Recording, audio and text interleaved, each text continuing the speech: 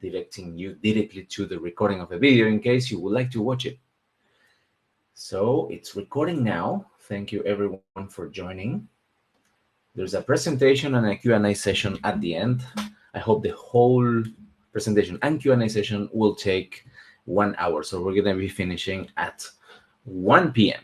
Okay, so you can ask your questions in the chat box in the bottom right corner of your screen. Just make sure to add a question mark at the end of your question. Okay, now let's formally start. My name is Bruno Bianchi Salcone. This is the Move to Spain Spainguru webinar from Vision to Reality, planning your move to Spain. What will you gain today? Hopefully, a clear and step-by-step roadmap to relocate to Spain, guidance on legal, financial, lifestyle planning, and insights on how to choose the best locations for your needs, key preparation tips and practical tools, hopefully also confidence to make your move a success. Please remember that content of this webinar is for information purposes only and is not legal or financial advice. A little bit about Spainguru. Our objective is facilitating the relocation process for English-speaking foreigners to Spain since 2014. And you can find some wonderful reviews on Trustpilot and also on Google. So you are in good hands. Now you can use Spainguru.es for absolutely free. I send a weekly newsletter every single Monday at 10:15 CET, where I feature the top discussions on Spainguru's community, the most watched video on Spainguru's YouTube channel, and also investigation blog posts. As I mentioned, you can also watch the YouTube channel of Spainguru with more than 1,000 videos, where I include all the recordings of the webinars. Read the blog posts. You have visa guides on Spainguru.es and a newly released section called Spain Destinations, okay, that I will mention later on. Of course, you can also join for absolutely free Spainguru's Facebook groups with an aggregated total of 150,000 members, with several dedicated groups with tens of thousands of members where you can connect with other Spainguru community members and discuss anything you like related to Spain. Now, you can also find vetted partners. You can find immigration experts, tax advisors. So at least engaging with those two experts, immigration and tax advisors, I think it is a must before you even decide to move to Spain. Then you also have financial planners. If you plan to apply for a visa, you can find many services like compliant health insurance, medical certificates, sworn translations, apostille services, and many auxiliary services like bank accounts, money transfer services, property rentals, even mortgages if you plan to purchase property in Spain. All my partners I have personally vetted myself, and many of them I have used them personally too. So yeah, and I've been recommending them, most of them, for several years. So they stood the test of time. And very relevant for this webinar, you can find a Move to Spain checklist section on Spainguru.es that can help you setting up a project that starts as early as 1 year before your intended move to Spain, where you can find related articles where, first of all the steps and all the related articles and information and related partners that could be helpful in your transition to Spain to make it as smooth as possible.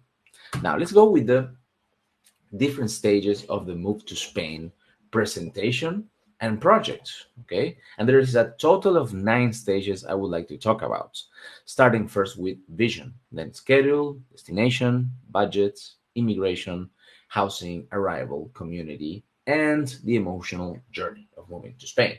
So these stages are somewhat chronologically ordered, but they don't have to. Some of them would overlap. Maybe some of them could be more important, or the time frame could be longer. Okay, so take it with a pinch of salt. But yes, this is the order that I think makes more sense to me. And first of all, and I recently released this past Sunday, I recently released a video about the first thing I think you should do before moving to Spain, which is setting up a vision. And here I'd like to quote this person on Facebook who said, who were trying to find a house in Malaga, okay, a couple, But then they changed their mind because the spouse thought that maybe they should go to a smaller town that has better beaches. Okay, so they were searching in Malaga City. Now they were considering Nerja, smaller city, but they are, like, of course, further away from amenities and services, less connected, more dependent on cars. So all this, of course, can be a bit confusing. That's why having a clear vision, yes, it doesn't mean that your vision is set on stone, but having a clear vision also will help you take decisions, and also talking with your couple and family and having a clear common vision will help you in this process. Therefore, it's important to craft it, okay, and have it clearly defined as much as possible. And then, of course, you can iterate it as long as you investigate and time passes. But definitely working on it is very important because it will guide every decision that you take. And how do you do it? Basically, well, you have to define your lifestyle choices, okay? And for that, you will have to picture, imagine your ideal day, yes? Starting in the morning, going in the afternoon, going into the evening. How will your day would be once you move to Spain? Is how is going to be your work-life balance? Do you plan to retire? What do you do during those hours, right? How is your social life will look? What type of leisure activities do you plan to do during that day? Yes, and what is the setting for those activities? Is it a city? Is it a coastal town? Is it an inland area, rural area? Okay, a town. What is it exactly? Yes, what do you have in mind? Does your couple have also things in common in that vision, or your other family members who will be moving with you? Now let's also think into more practical terms, right? Proximity to healthcare, schools if you're moving with family, shopping areas, transportation locally. Is it okay to depend on a car, or would you like to go be walking distance from those services and amenities? Would you like to visit other places in Spain or Europe? You need to be connected by an airport, right? And then cultural priorities. Is it a lively cultural place where you plan to live, or is it more quiet, more relaxed? Yes, access to festivals, variety of foods, international food or more local food. Type arts, sports. Are you a sports person? Access to yoga, for example, or activities like related to your body, right? And community involvement. Yes, think about all those categories when you come up with your vision, and not only think about your perfect day, but also your perfect weekday, yes, and then perfect weekend, yes, and try to zoom out and think on a monthly basis, right? What will you be doing once you are in Spain in January next year, in February next year? Think about the calendar, yes, summer months versus winter months. You plan to go back to your country for visits, yes. Think about all that. Try to put it into a paper. Write it down. We're going to go through a workshop proposal. And think about the long term goals now. Yes, you start very small, thinking about what do you do in the morning, and then you think in your long term goals. Like several months pass, even years. Yes. What about learning Spanish, joining local projects, or starting a business, even, right? Obtaining the Spanish citizenship or long term residency. These kind of things. Yes. If you haven't thought about them before, think about them. Yes. How do you feel about those? Should they be goals? Yes. And now think about the non negotiables. Identify your top three must haves for your life in Spain. Yes. And discuss them with your peers, right? Like, you want to live on the coast. Is that a non negotiable? Yeah. You would never live in Madrid, for example, right? Is that absolutely a deal breaker for you? List them up. Yes. Three non negotiables. For this, I propose a workshop defining those non negotiable, visualizing your perfect day. As I said, zoom out, perfect year, create your vision board. This is the time, the moment in which you become a bit more creative, right? Do a collage, take some magazines, cut some images, write sentences. Yes, something that represents your dream life in Spain, your new lifestyle in Spain. Yes, use symbols. Yes, things that maybe help you to express. Yes, if You cannot put it into words, right? And then share this and refine, discuss it with your partner if you're moving with a partner, yes, and with your family. But if you're not moving with anyone, if you're moving alone, it's important to get your feedback from someone else, from your friends, from a community. And that's why joining Facebook groups is also important, or any other communities, right? Reddit, but Facebook is by far the most active, yes, with thousands of members that can help you, yes, and that continuously receiving questions and feedback and first-hand experiences that you can really get a lot of it, yes. So it's important that your vision is aligned, and we're gonna move from dream to idea, and from idea to action plan. Exactly, Sam. Thank you for joining today. Yes, AI can help you a lot in this, okay? But it's also important to listen to yourself. Listen to yourself and let it come up and write it down, yes? As I said on last Sunday, I released this video, the number one thing you must do before moving to Spain, and this is setting up your vision, yes? And then you're going to start to investigate. There's so many free tools you can do, a lot of investigation from the comfort of your sofa, using Google, first of all, weatherspark.com for comparing climates and temperatures and humidity. You can compare up to 7 cities or areas at once, okay? And all is based in official data. So it's a fantastic tool. I can't recommend it enough. Then Google Maps is so important, especially the satellite view, so you can see the dimensions.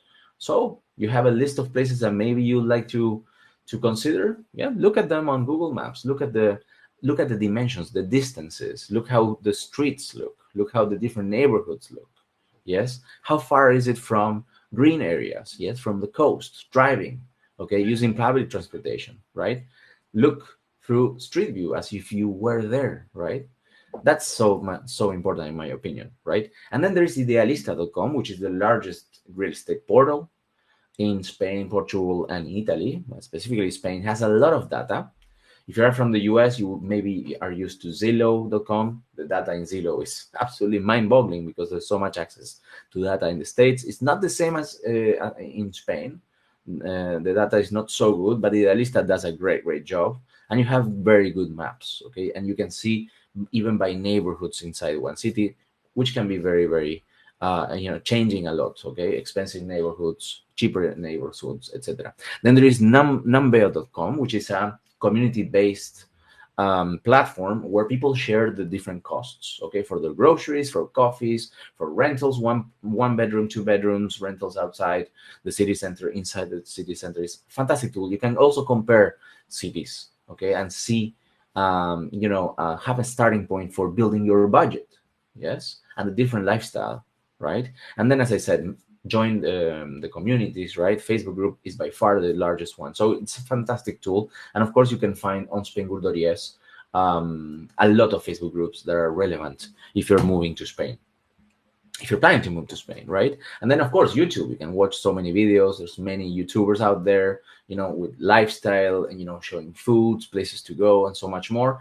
And then you have YouTubers like me. I have a YouTube channel. Yes, Spainguru YouTube channel with more than 6,600 subscribers, 1,000 videos there, where I talk much more about, let's say, the bureaucracy, the visa parts, the taxes, yes, and common questions on the logistics, okay, about moving to Spain, yes.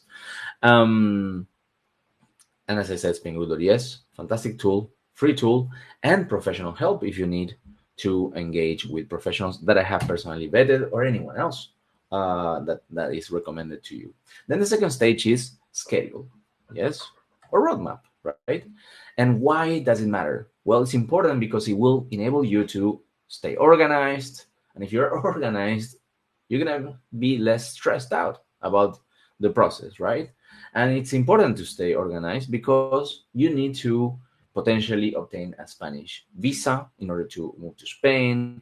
You need to have your taxes aligned. You need to anticipate seasonal factors, okay, like holiday seasons, like summertime or Christmas, or tax deadlines, okay? You need to understand when you become a Spanish tax resident. Maybe you need to sell your home before that in order to avoid capital gains tax in Spain, and so many other things, right? So it's important that you design a schedule or roadmap, yes. And the best way to start is to set a move date, right? It could be next year, in 2 years, and work backwards, right? What are the things that I need in order to move to Spain on this specific date, right? So for that, you will be identifying milestones, right? Like visa application, searching for housing or sell your home, or transition from your work, school for your children. There's many things to pay attention to, right? So all those will be milestones. I will propose you the most common ones later on, and then you will assign time frames, right? Because each of those milestones are smaller projects in themselves that you coordinate into a larger move to Spain project, right? And it's important that you allow for details. There are things that are not under your control, and it can take time, especially when you are dealing with Spanish bureaucracy, like visa processing or obtaining apostilles, or new official documents like marriage certificates, or FBI background checks, stuff like that can take weeks, even months sometimes, right? So you have to allow for delays and have that in mind, right? So again, you can print this, worksheet if you wish. First set up your ideal move date, work backwards, identify milestones like visa application, house sale, housing search, financial preparation, etc. Then things that you can do, depending on the time frame. Yes, what can you do 1 year before your intended move date, until 6 months, from 6 to 3 months before your move, 3 to 1 move. Identify those, right? And write it down, right? And then step forward, something new, something important. Anticipating challenges. Not everyone has the same challenges. It's not the same if you're moving as a digital nomad with your couple, if you're moving with your family, if you're moving by yourself when you're 60 versus when you're 30. So those will be, depending on your visa type, depending on your personal situation, the challenges that you will need to overcome. So consider those. And for that, how do you know? How do you know which challenges? Well, one way to know is to join the communities again and ask others who are in your same position or who were in your position, and what challenges did they face. Read a lot. I understand if those challenges could be happening to you and how others overcame them, right? And I'm going to give you a couple of examples here of success stories, okay, from people who moved from London to Alicante, for example, and people who moved from, for example, New York City to Andalusia. Yes, so these are people who gently share their experiences um, on Facebook groups, in this case, yes, and who can help you understand the challenges that they overcame from a visa perspective, from taxes, from logistics, moving, shipping, finding housing, all those things. So it's very, very interesting that you are part of those communities. Now, another way to see the time frames for the different milestones in your project is to work from a month to month, and this is like a typical Gantt chart where you clearly see different time frames and how they overlap. So it's important also that you visualize your project. For example, you start with your vision, maybe 1 year before moving, and then you will go with immigration and tax planning, right? Choosing a destination or a list of potential cities, and then you work on a budget, on the roadmap or schedule, okay? And then you review your vision, you review or narrow down your list of cities or areas where you plan to move, okay, according to the investigation that you made, right? And then, yes, after having engaged with an immigration expert, with a tax expert, and you decided on a long-term strategy, because this is also important. It's not just about deciding like, yeah, student visa, right? Or non-lucrative visa. Yeah, this is the visa for me. But also think about the longer term. Do you plan to stay longer in Spain? More than 1 year? Maybe 5 years? Yes, and obtain a long-term residency? Maybe is that your plan? Then it's important that you design a long-term strategy. And for that, being in contact with an expert immigration lawyer. Okay, it's important, not just a visa agency, but an immigration lawyer who can help you achieve your goals for the mid and long term time frames, right? Then you can see there, visa processing takes, gathering the documents and visa processing takes several months. House sale takes several months. And then once you move, there are ways to arrive to Spain, some certain tips, and how you settle, smoothly in Spain, right? So all the things, have them in mind, yes? And now if I zoom in into the specific visa process, as you can see, you need to be very meticulous, very organized, yes, especially if you're doing it yourself, because the visa process itself is a full project in itself, right? For example, I have borrowed this slide from my non-lucrative visa free webinar they can join every 15 days.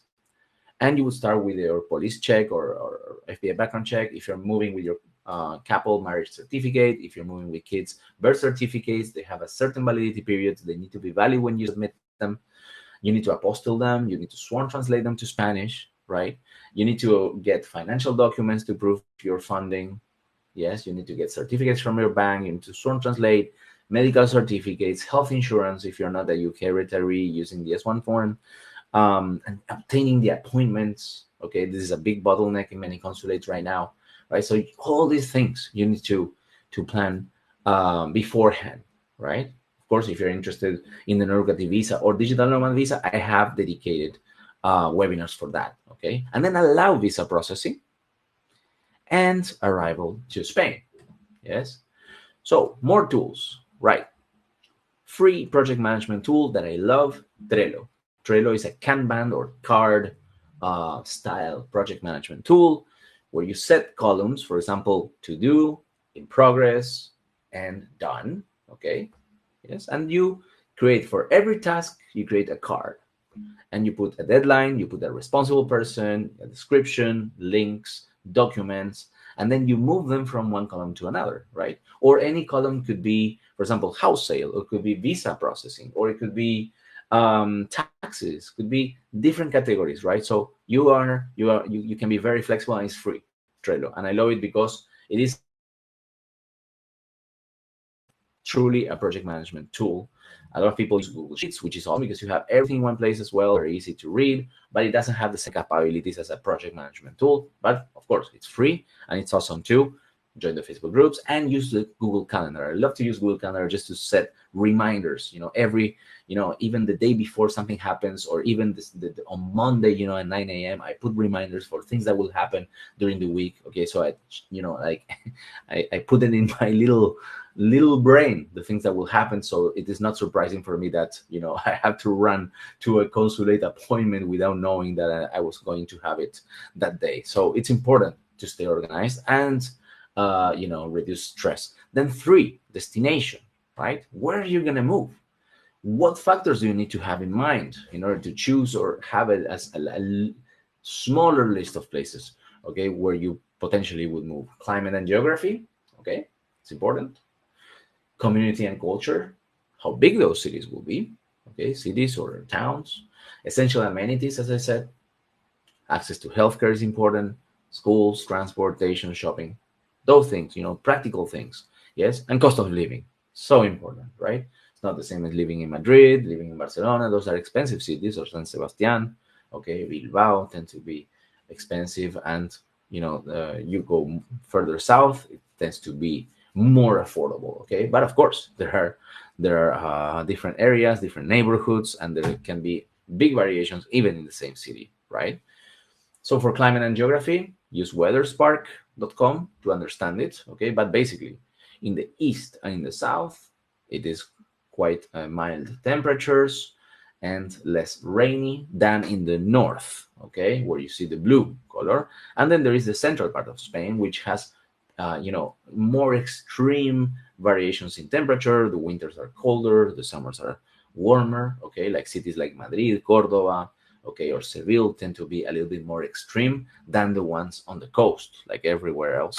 And this is a screenshot of weatherspark.com where you can see the comparisons, okay? You can compare, for example, Valencia to New York City, or Miami, Los Angeles, and London, okay? You can see the temperatures, the chance of clear skies, okay, by month, okay? the chance of rain, chance of muggy conditions. For example, Valencia in the summer has a high muggy conditions. Okay, it is quite humid. Things that you need to think about, right? And yeah, so it's important to have all those things, and also to narrow down the list, okay, of places that you could consider, right? So for this, you can use the forums, start following local news. Now that you have, for example, a list of 5 places or 3 places, join the local news, right? Try to understand what is going on there. Okay, read the local newspapers, and translate them using Google Translate, right? And you can use real estate portals like idealista.com. Fotocasa.es is also very important. Okay, and compare the prices. Go back to numbeo.com, and now that you have the places, narrow down, compare the cost of living. Okay, and now it's important to join the communities, potentially do scouting trips or exploratory visits in which you spend some time in those places and see firsthand what's going on. Okay, and once you have done that, review again your vision. Okay, and talk about it. Okay, and be quite organized about reviewing your vision now that you have all this investigation and feedback. Now, I have recently released Spain destinations section on Spainguru. Okay, you go to spainguru.es and you scroll down, or in the menu, you see Move to Spain, Spainguru destinations, where I have added 13 city guides. Okay, where I compare all these things that I just mentioned to you. Okay, these are, I think, 95% of foreigners go to these 13 areas. Okay, in Spain. So got you covered there. Have a look. It's absolutely free and may help you with deciding where to go. Okay, and I have, quite concise, not very long. It's not huge, but it has so much information condensed very shortly, so it's easy to compare. And also released yesterday Spain's top cities for relocation, where I talk briefly about the highlights of each of those places. Okay, now let's talk about budget. Okay, and budget is so important, right? Now that you have defined your lifestyle through your vision, okay, and you know what type of lifestyle can become a reality, right? So it's important that you start building your budget. For this, you need to have in mind one-time costs, okay, like visa fees, deposits, shipping, initial setup expenses, things that happen one time, and then the ongoing monthly expenses like rent. You plan to rent? You plan to buy? If you plan to buy, are you going to be paying a mortgage, or is it going to be full paid off? Healthcare. If you need to move with a Spanish visa and you're not a UK retiree, potentially you need to pay for a private health insurance, right? Because of utilities, groceries, schooling, if you're moving with family, right? And having in mind the cost of living variations. It's very important to set all this in the budget and try to be conservative so there are no unpleasant surprises, right? Something important that people forget is taxes, right? Spanish taxation is complicated, it's different than probably in your home country, so it's important that you become educated about it, okay, and having into account for your budget. So it's important that you build it, and important that you also plan to have a safety fund in case things turn bad for some reason, okay, or there are bad, things that you haven't considered. As we said before, we don't control everything, right? So the universe is big. So create the budget, create a financial plan, okay? And also another risk that a lot of people were, very aware is like currency fluctuations. For example, now the dollar tends to be weaker against the euro. Not many people were counting on it, but it's something that you need to count. And in the end, if you're obtaining your passive income in dollars or in pounds or in other currencies, well, you have to be careful, because you will need to have that factor in mind, right? And it's important that you manage risks, okay? If you are very close from the minimum thresholds for your visa renewals, for the lifestyle that you want to pursue, you have to be extremely careful. You always have to be, having in mind those risks, okay? And you need to plan for the renewals of your visas, right? Generally, visas in Spain, especially if you retire in Spain, you need to have a certain fund threshold. For example, main applicant of non-lucrative visa is almost 30,000 euros that you need to prove. But for renewal, sometimes you will need to prove double that amount for 2 years renewals, especially if you're talking about savings in a bank account, right? So all those thresholds you need to have in mind so that you can stay for the longer term in Spain. And that's why working with an immigration expert can help you see, a little bit over the trees, yes, for the long term, right? So it's important that you have those factors in mind. As I said, use numbeo.com to compare the different costs, okay? And understand that Spain has also changed a lot, especially after 2020. There has been quite a lot of inflation, all right? Some years were like 7% inflation. So all that added up. And a lot of people came to live to Spain. There's a lot of pressure. There's a lot of pressure in the housing area. So it's important that you understand the things and the progression, okay, that are happening in Spain, right? If you want help for building your budgets, you can find, in the Move to Spain checklist or in the top menu, you can find a budget tool that I created. It's a free Google Sheet with the most important categories that you need to have in mind, okay, that you can work on filling up depending on your lifestyle, depending on what you find in Umbeo, depending on your location, depending on your choices like rental versus buying property. So all those things, you can watch the videos and use my free tools and build a pretty reasonable budget before moving to Spain. So I got you covered there. Now let's talk about taxes, right? The most important concept is tax residency in Spain. You become a tax resident in Spain if you spend physically in Spain 183 days or more in Spanish territory. Days don't need to be consecutive.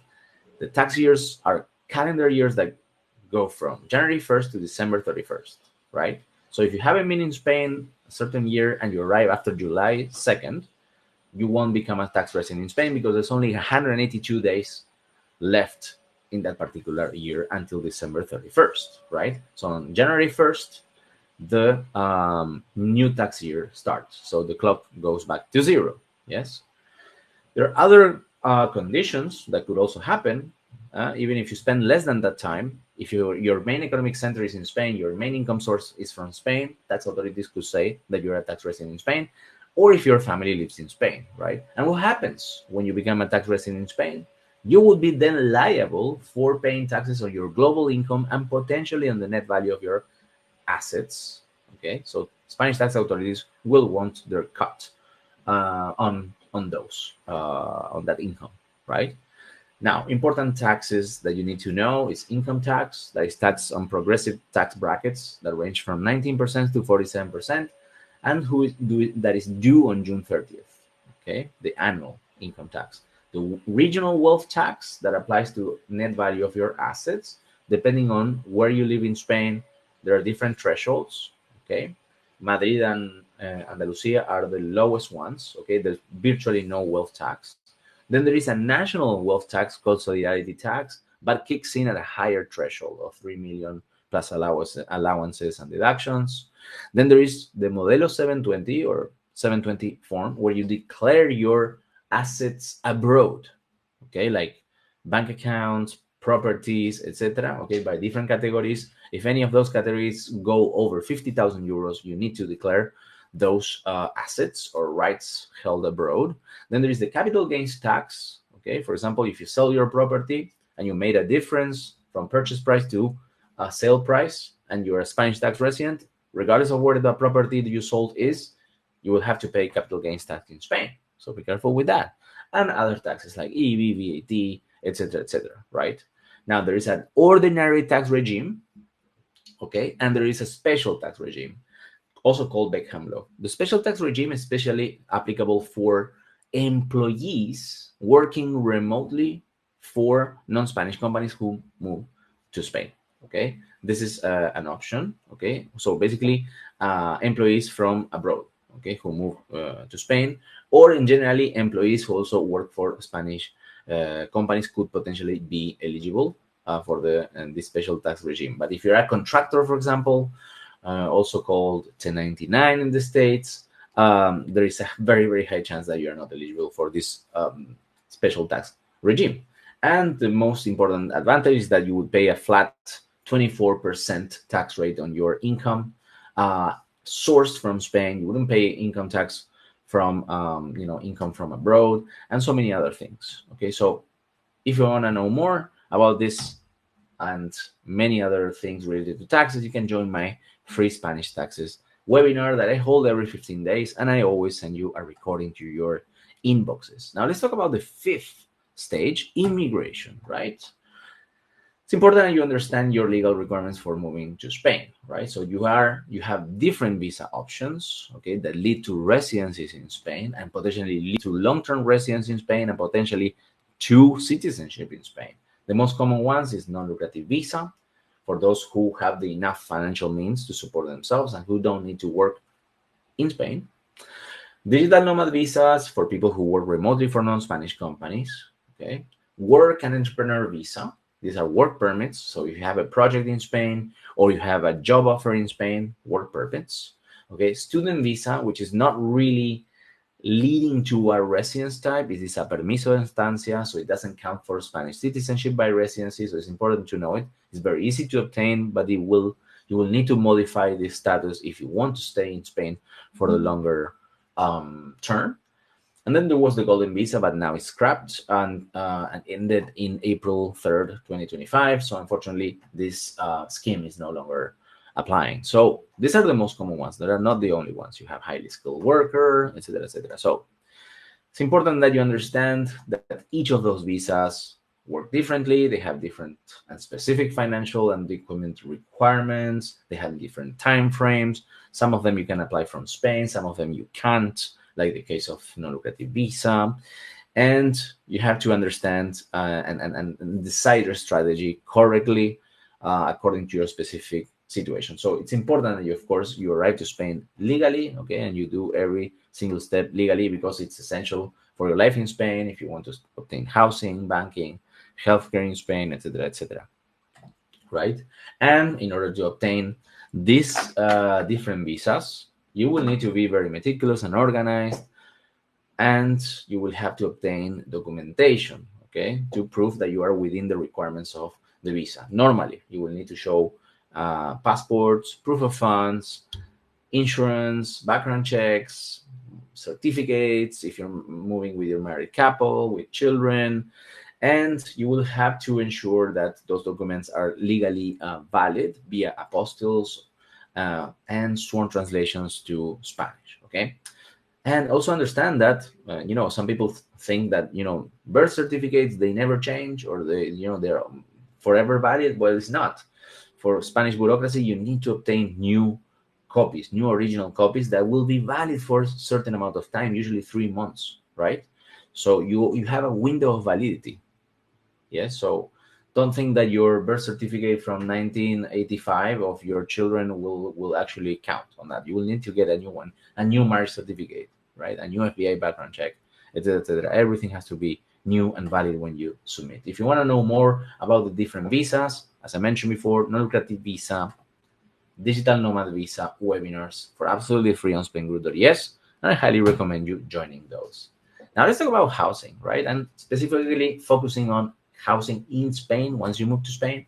So I highly recommend you to stay flexible because you don't know if the place where you're moving, you're going to like it, okay? Maybe you like Barcelona, right? But you don't know if you like that specific neighborhood where you found housing. So in my opinion, it's important to keep flexible, okay? Stay flexible because renting will give you the flexibility to travel around. If you want to move houses, you can do it, okay? Some people choose to buy property in Spain very quickly, but I don't think that's the right approach because your ideas and your vision, okay, and your experience can change over time.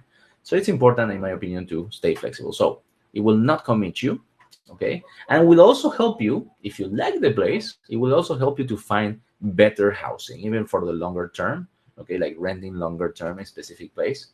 So first get an Airbnb, booking.com, then get a long rental, okay? And if you really, really love it and you have the money, of course, then purchase property, right? So that's important, okay? How to understand where to rent, first of all, prices and different areas. Idealista.com, as I mentioned. Understand that coastal cities tend to be more expensive in general.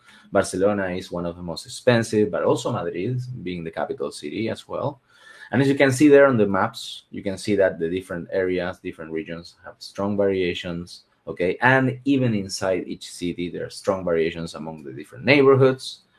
And also understand that the prices are changing quite a lot. They're not stable at all. Okay, especially prices in Barcelona, for example, Valencia or Malaga, and less this is happening in the inland cities, although Madrid also is rising quite a lot. So it's important that you understand where you move and if you can afford it, actually, and for the mid to long term. Okay. Also, try to avoid the different seasonalities. Okay. For example, coastal towns, summertime is high season. Okay. A lot of tourists, you'll be competing with a lot of people, whereas Madrid is low season, the summer. So plan accordingly, okay? And also be cautious of scams or hidden fees. Try to understand the rules and understand, for example, that realtors work differently here in Spain than other places in the world. Realtors usually get their commissions from the landlords and from the sellers. Okay, if you're buying property, so and they don't have access to all the inventory in a specific city, like in the States, for example. At realtors, they are part of the MLS systems and they have all the properties in one place. Whereas in Spain, they are it is an unregulated um, activity. Like anyone can become a realtor in Spain. I can become a realtor tomorrow if I have something to sell or rent, actually, without any test or any type of certification. So it's important that you understand that they will try to sell you or rent you what they have in their portfolio. Yes, they will not be your buyer's agent. They will not be your rental tenant agent. Okay, they will try to sell you what they have in their portfolio. So it's important that you understand the commissions scheme as well. Um, yes, and also if you can understand that good properties, they fly away very quickly. So you have to be ready.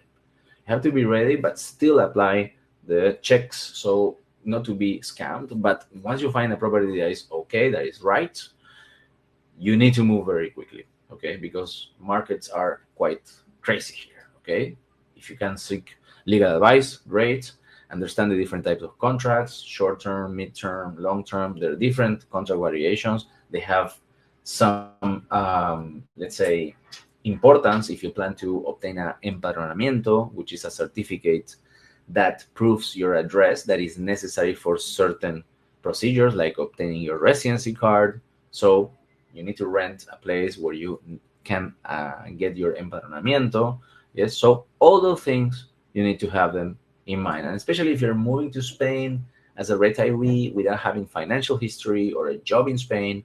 Be careful, because the laws in Spain are very on the side of the tenants.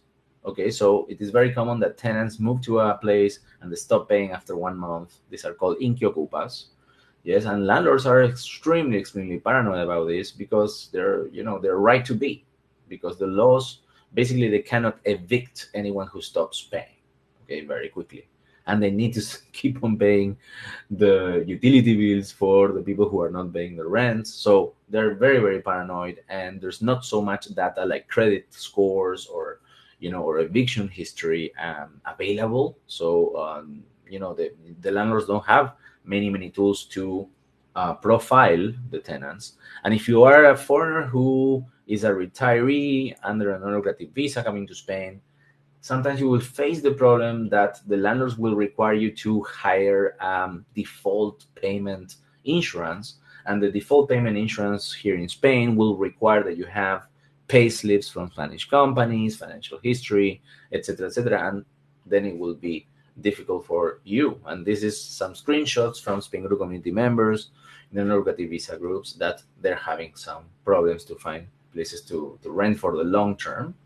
But in the end, they all do, okay? Because you talk to the different landlords, and landlords are more open, to understand your situation, understand that you are actually financially solvent, But not every landlord is used to this or is ready to take the risk, okay, of a potential default, right? So this is the situation right now. And then there is seven, the arrival. How do you arrive to Spain? There are different tips I can give you to enter Spain. This is an immigration tip. The first one is stamp or entry declaration. Soon there will not be more stamps in the passports. There's going to be the entry exit system that they've been delaying forever. They say that now they're going to start to roll it out in Schengen countries. Basically, it's a digital system. There's a machine there. They takes a photo of your face. You put your fingerprints, and there's no more stamps in your passport. But until that happens, you need to get a Spanish stamp in your passport, especially if you're entering with a visa, like non-lucrative visa or digital nomad visa obtained at a consulate or any other type of visa. Now, if you enter from outside of Schengen into Spain, you will get Spanish immigration control. You get a Spanish stamp. But if you enter from inside Schengen, for example, Schengen is a 29-country group, internally borderless. So if you fly from New York to Frankfurt in Germany, you get your stamp from German authorities. But if you fly from Frankfurt to Madrid, you will not have an immigration control. So you need to get a declaración de entrada at the police station, usually at the airport or next to the border if you're crossing by land, okay, which is a one-page document that the police signs, okay, and proves that you have entered Spain that date. Okay, that is the best thing you can get. Other people show, boarding passes, gas station tickets, stuff like that. The best is getting the declaración de entrada. Okay, I have an article about how to obtain, and you can print it in advance, fill it up, and just give it to the police. Second, obtaining an empadronamiento. I mentioned it. Registering your rental contract at the city hall so that you can prove where you live, because you will need that in the 90% of cases when you go to obtain your residency card.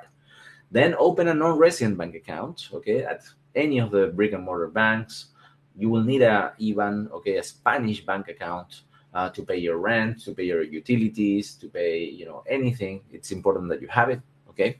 Then get a Spanish SIM card is important too, and keep access to your phone services in your origin countries, because if you need to have your bank accounts in your origin country, you probably need to have your phone that is working so you can, receive 2FA SMS. But the same will happen to Spain. So you have to have the possibility to receive SMS, because authorities will send you SMS confirmations of your appointments, etc., in your phone. So that's important too.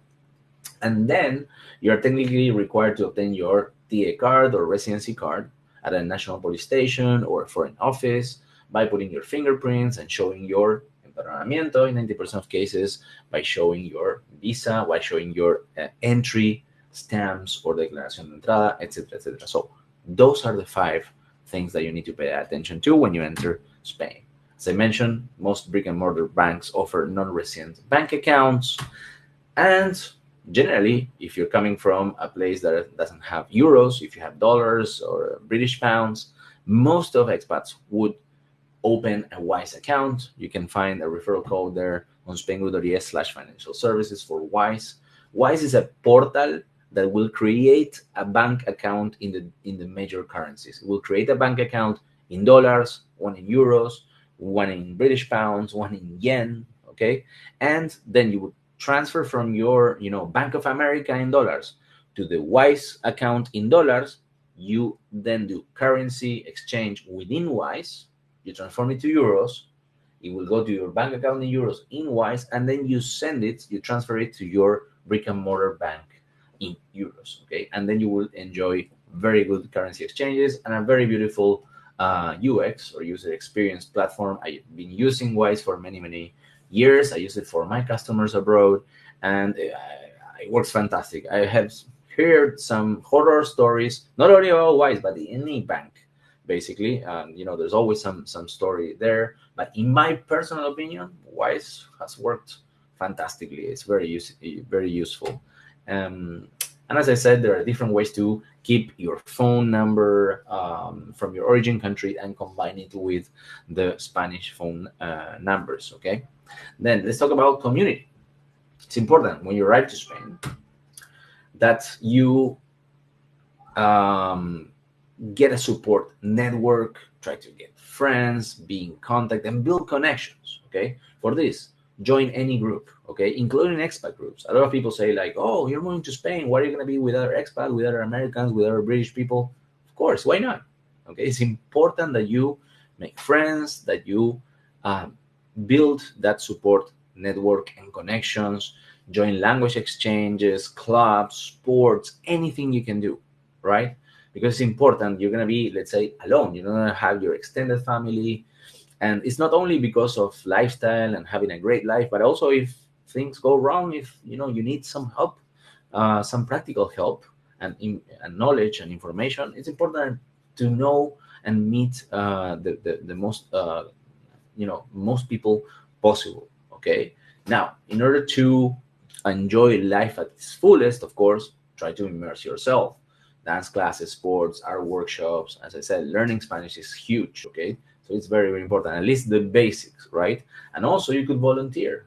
Yes, potentially. Okay, and Spain is incredible. There's always a feria. There is always a festival. There's always a celebration in your city, in the different towns around it. It's fantastic country. I think party in Spain is an industry. Okay, it is by far the nicest country in terms of activity, in my opinion. And I travel in 35 countries, and I live in 7 countries, and I can tell you that Spain has so much to do and offer. And not enjoying it, it would be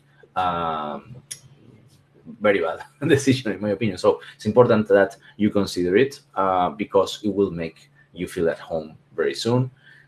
And again, I can't stress it enough. Spain, what I like about Spain is that if you're a foreigner, which I am from Argentina, I'm a Spanish speaker, I speak 5 languages, okay? And I know what learning a language is. My wife is American, so I'm very, very international. And I'm telling you, from all the places where I lived, Spain is the most relaxed in terms of they're not going to push you to learn Spanish. They're not going to tell you, why do you speak Spanish? And, you know, they don't really care about it, right? But it's something you can do for you to enjoy your life in Spain, okay, to understand what's going on. Because, even if people here are surrounded by foreigners, most of them, most of the Spaniards won't speak English, okay? So it's important that you learn some Spanish, the basics, etc., right? So as I said, try to make and build connections. It's very, very important, right? And last but not least is the emotional journey I wanted to talk about, because like every human, you're going to go through different phases. And it's important that you understand that those things may happen to you, very likely. The first phase will be excitement and adventure, also called the honeymoon, right? Where everything is excitement and adventure and it's fantastic. But the second, it will be the reality check in which you face the ugly stuff, bureaucracies and barriers, and you will also have doubts, okay, where you're like, why did I decide moving to Spain, right? So think about the reasons, okay? Think about your vision, and that's why having a vision will help you overcome those and hopefully get to phase 3, which is acceptance, okay, in which you will start feeling at home, okay, because home is not perfect, right? Spain is not perfect. I can tell you, it is the best country I met, the best country, and that's why I live here, and that's why I decided to have a family here, because it's a fantastic place. But it also comes with its challenges, right? So it's important that you understand that you're going to go through these phases, and for that, I highly recommend you being patient and also watching videos about this, okay? Even if it's not the most agreeable thing, but understand this is a couple of videos where I try to put experiences from other expats and foreigners who moved to Spain and who had, challenges, okay, and went through the different phases, right? So it's important to understand other people's experiences so you don't think you are the weird one here. Most of us went through all those, right? So some tips I can give you for, arriving to phase 3 as fast as possible is first, be flexible. Spain space is so different and rewarding, because many people say, well, the pace in the States is much faster, etc. They come here to Spain and they get, oh my God, things go slowly, but look, enjoy it. Bureaucracy is slow, okay? So you have to be very patient. Learn Spanish. Will help you understand what's going on around you.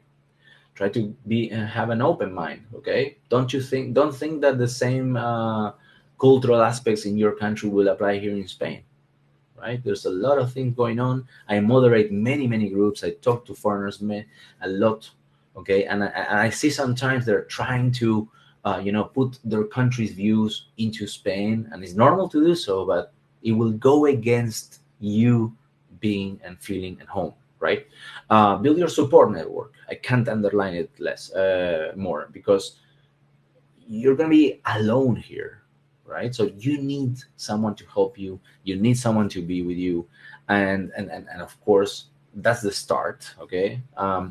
And then of course you will gonna enjoy your life much better with a community, okay, friends, and so on. So it's very very important that you engage with anyone that of course that you like, but that you don't close yourself just because for preferences. Try to be as open as possible, and prepare, investigate a lot. There's a lot of articles out there of people who move to Spain, and then they say like, I'm gonna move back to my country, blah blah, blah, I made a mistake. And you can see from those experiences that people didn't prepare enough, they didn't investigate enough, they had ideas that would never fit reality. So it's important, in my opinion, right? So now let's recap. And here are the 9 stages that we talked about. First, vision, schedule, destination, budget, immigration, housing, arrival, community, and emotional journey, right? All those 9 we talked about here. And again, you can use Spainguru.es for free. As you can see there, there's, if you go to the homepage, you will see webinars, newsletter, the Move to Spain checklist, the destinations, all those are free resources, okay, constantly updated. Then on the top, basically everything that is not my vetted partners is for absolutely free. Almost 2,000 articles, 1,000 videos, the community that you can join today, all that is for free, right? And you can opt out. You can leave anytime, once you want, you leave it. The newsletter that I send every Monday, you can opt out anytime. So make sure to join it and at least explore what Spainguru.es has to offer, because there's so much that you can find from our 11 years existence, okay? And again, at least engage with immigration professionals for the long-term strategy, not only about, I need to apply for the non-graduate visa, I need someone to apply for this visa, not only for that, please, okay? Or if you're doing that way, think about the long-term consequences, okay? Because if you plan to stay for the long-term residency, you need to comply with requirements, okay? Maximum 10 months outside of Spain in the last 5 years. You need to not have gaps in your health coverage. You need to have uninterrupted residency, right? And if you plan to obtain this Spanish passport, there's also minimum stay requirements for the renewals, for the funding, okay? So you need to think on at least 5 years time frame. So immigration experts, definitely engage with one. Tax advisor is so important, okay? Taxes can be tricky in Spain, so it's important that you understand. At the very least, join my webinars so that you get some information so that you engage more effectively with them, okay? And then all the other services that you can find on Spainguru, you're in absolutely good hands, okay? Let's stay in touch. My email is hello@spainguru.es. You can always write me, ask any questions, and I always answer my emails. And remember, the content of this webinar is for information purposes only, and it's not legal advice. Always check the official requirements. You're applying for visa, residencies, etc. And remember, if you need to leave earlier or before we go into the Q&A session, you can leave a review on Trustpilot. It makes me extremely happy. It helps me and helps others find this content. If you think that the content that I share with you is useful, please leave a review there on Trustpilot. It only takes 5 seconds of your time, and it will make my day and week. All right, now let's go to the Q&A session. Let's see if there are any questions. I've seen that you were posting some comments. I don't know if there are questions here, but let's see. Sam said, I often use AI for suggestions. Definitely, AI is important, but I can tell you for the specifics, of visa applications and minimum and the requirements and official requirements and so on, still AI is far from being perfect, and it can have very bad consequences if you use AI for the logistics, in my opinion, okay? I don't know if it makes me happy or not, because of course Spainguru adds a lot of value into this part, in my opinion. And of course, there are experts who live from people moving to Spain and for solving those problems. But I can tell you that AI right now is not in the position for solving, for giving enough information without errors. about the immigration part and tax part. So it's always important to verify with professionals, which I'm sure you know. But I take this time to make this small clarification. Then S4 Galaxy, Samsung 4 Galaxy, I guess. Hi, been browsing your website lately. Tons of information. Thanks. My question is, does the university visa when your program postgraduate issue counted for citizenship when you apply for Spanish citizenship? As I mentioned, student visa doesn't count for Spanish citizenship. It counts only half of the time for long-term residency. So if you are holder of a passport that doesn't benefit from the 2-year fast track, it will take you 10 years of being a student in Spain.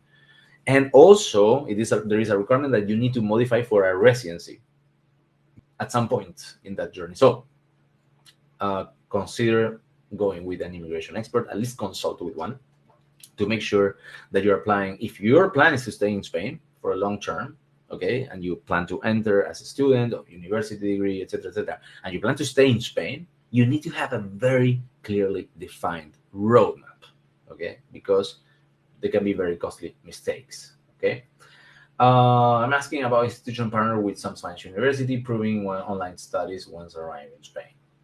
Yes, work with a lawyer for this, 100%, I can tell you that. Saman from the UK, and this process is now a must post-Brexit. Yeah, unfortunately, Brexit made British people forced to obtain residencies in Spain, unless you lived here, with the withdrawal agreement. It has its own special rules. But yeah, definitely, the good thing about UK is that since they were part of the European Union, there's a couple of things I can tell you that there are some advantages. First of all, if you're applying for a non-lucrative visa and you're a retiree in the UK, you can use the S1 form to access the public healthcare system in Spain, and therefore you don't need as a requirement to have a private health insurance for the non-lucrative visa. And another thing is that if you're applying as a digital nomad and you're moving as an employee working for a UK company remotely, okay, you can use the A1 form or certificate of coverage for Social Security that usually they give it for 2 years, okay? So you can obtain a digital nomad residency, teleworkers residency for up to 2 years using this certificate, and therefore you would be and potentially be eligible for Beckham law, okay? So those good things and advantages for British people. I will be driving to Spain. Would I get mine at the French border? Yes. So if you're driving from the UK and you need to obtain your declaración de entrada, exactly, you cross from France to Spain, and the first police station, go and get your declaración de entrada. I will try to find Spainguru, declaración de entrada. Where can I get the declaración de entrada? So let me show you this.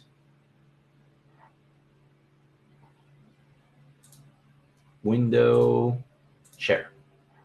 Right? So search this. Spainguru, how to complete the declaration de entrada when entering Spain from another Schengen country. So France is another Schengen country. It's important that you go to a police station that is next to the border, because not all the police stations are used to this, okay? They're not familiar with this. They won't know if they have to sign it or not. So when you cross, okay, maybe you cross at Basque country, first police station, you print this out, okay? Actually, if you push here, if you push this link, you can download the declaración de entrada, okay? Fill it up with your data, bring it there, just leave this empty so that the police puts their stamp, and that's it. This is the best you can do, right? To be on the safe side. And this is issued by the police, okay? So when you go to obtain your residency card at the police station, this is a document issued by the police. And there's no like proving, oh yeah, I put gas into my car one day after crossing to Spain, therefore I entered, the day before. So you're not in hands of the opinion of the police officer that is doing your residency card, but this is the total proof that you enter Spain and a specific date if you're entering from another Schengen country, right? Sam, Wise, I use it. Fantastic. And Sabaileni, thank you, Bruno. This was great. I will leave a glowing review and keep tagging into your webinar. Thank you so much for joining today. I really, really appreciate it. And yeah, and definitely we stay in touch. You can always send me an email to hello@spainguru.es, if you have any questions, and I'll do my best to point you into the right direction. Okay, but stay in touch. I will be processing the recording of this video and uploading it to YouTube quite soon if I have the time today. But yeah, today is a bank holiday in Malaga. Today we're in the middle of the Feria of Malaga. As you can see, Spainguru is always grinding for our community. Thank you so much for joining today, and stay in touch. I see you around. Take care, and thanks for joining again. Have a wonderful week.